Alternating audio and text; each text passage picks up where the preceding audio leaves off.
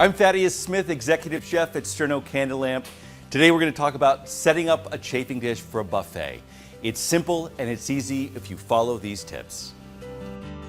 There are a lot of different chafing dishes on the market, but they all function basically the same. So we're going to go through a chafing dish that many people have and the different elements. But remember, this applies to most chafing dishes on the market today. Let's start with the rack. This is where all the elements of the chafing dish will come together. So you have a nice hot buffet service for your guests. There are fuel holders here.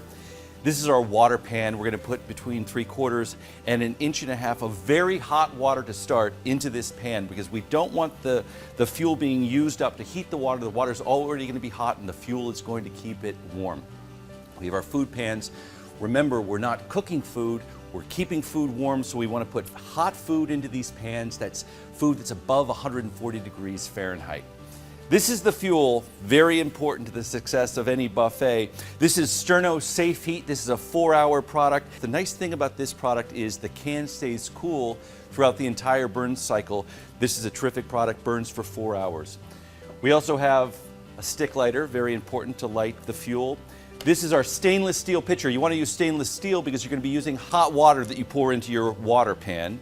This is our fuel holder.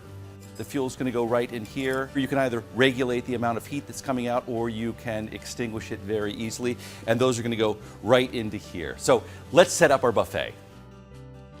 For safety's sake, you always want to make sure that your chafing rack is set up where you're going to be doing your service. You don't want to be transporting things back and forth from the kitchen. Have it set up where you're going to want to serve. That's the safest way to do it. First thing we're going to do is take the chafing holders, put them in place. Next step, my favorite step, it's the Sterno 4-hour Safe Heat Fuel. Remember, wick product. This can, though produces a great deal of heat, stays cool throughout the burn cycle. We'll place these in the fuel holders. Now we're ready to go. The fuel is in place. Now it's time for the water pan. The water pan goes in here. Now, I'm not carrying hot water from the kitchen in this pan. I'm putting the pan in place here. Now we're going to take the hot water. This is very hot, between 3/4 and 1.5 inches. Next step is to light the fuel.